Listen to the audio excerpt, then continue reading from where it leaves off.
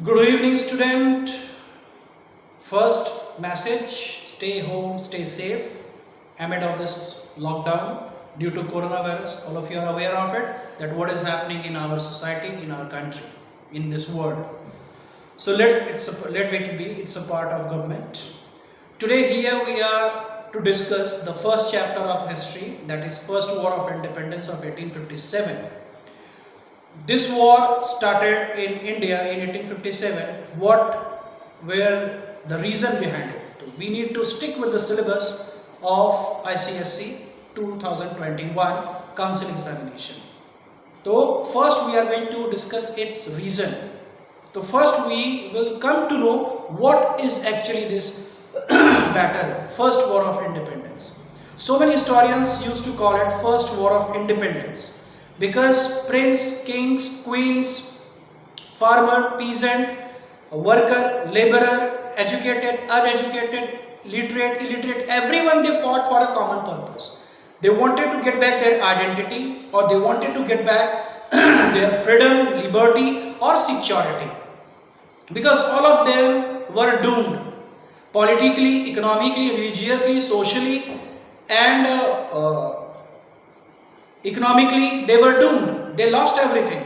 So that's why they wanted to come back. They wanted to fight, and they knew it. Their common enemy was British. So first we are going to discuss political reason behind it. What was that? Britishers imposed their imperial rule on us in 1757 by proclaiming themselves as the ruler of India. When they fought with Sirajauddaulah in Bengal, defeated, and completely India was there under them. After that, they started imposing several rules. They started interfering in society, they started interfering economically, they started interfering in political life.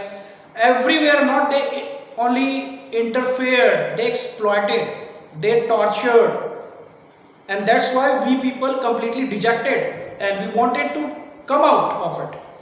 So that's why 100 years it took to raise our voice. It was final year of 1857 when it came as revolt. That we are going to discuss as an immediate cause, what Mangal Pandey has done. The first part of our syllabus is political cause. The political cause of First War of Independence is that you can find out policy of expansion. Britishers, they applied policy of expansion. So just like in that, we can find out several strategies they have planted. Like they started using some formula like doctrine of lapse. Lord Dalhousie, he imposed doctrine of lapse on us, under which, like a king or queen, if they don't have their own heir, they cannot give him throne, or he cannot become a king, or he cannot be a prince. Why? He is adopted. Because Britishers knew this weakness, that so many families over here did not have their own son due to their own family quarrel and all. They lacked in this. They used it. Satara, Gwalior, Jhansi, so many territories were confiscated by Britishers under doctrine of lapse. All these rulers, they felt very bad and decided to fight. Second stupid duty was subsidiary alliance. Lord Wellesley imposed on kings that you have to maintain my troops. In return, they will secure. The argument of kings were there that when we do have our own army, we are feeding them, giving them salary, and they are protecting. So why we need to keep again extra troops for it? But it was a burden for them. They had to keep these armies with them, and Britishers used to keep one officer called residence. Residence duty was there to find out whether all these kings are maintaining subsidiary alliance or not. If not, get ready for fight, get ready to take challenge. So nobody could dare. So just like that, Britishers used to keep their troops in different groups under different kings. So that was again an imposed one, an extra burden on the shoulder of those kings. So what happened, how it is possible for those kings to keep all the soldiers? So they started removing their own soldiers. Their own soldiers became unemployed. And when their own soldiers became unemployed, what happened? They again resented against British. They knew it, what actually the reason behind it. Second, outright wars. They fought Anglo-Maratha war, they fought Anglo-Sikh war, they fought so many wars in India. Like we can find out powerful clan were there in, you can say, North India, like Punjab, Sikh, like in South and Western Marathas. So they knew it and they fought purposely with them, defeated them and proclaimed themselves. And they completely captured all the corner of India. East India, West India, North India and South India. They captured completely. Nowhere there to fight with them. But those people were happy under Sikh or under Maratha, under Peshwas or those kings even were completely against of it. So they also made their mind that we have to fight with this common enemy. Then we can go for its third purpose. That was, you can say, Bahadur Shah Zafar. Bahadur Shah Zafar was, you can say, a nominal king, but we used to respect him and his family. Lal Killa. Bahadur Shah Zafar and his queen were the last one as a king and queen of India. Britishers taken back all the soldiers from him, all his comfort, the power to collect revenue, and all such disrespect what it could be done by British, they have done.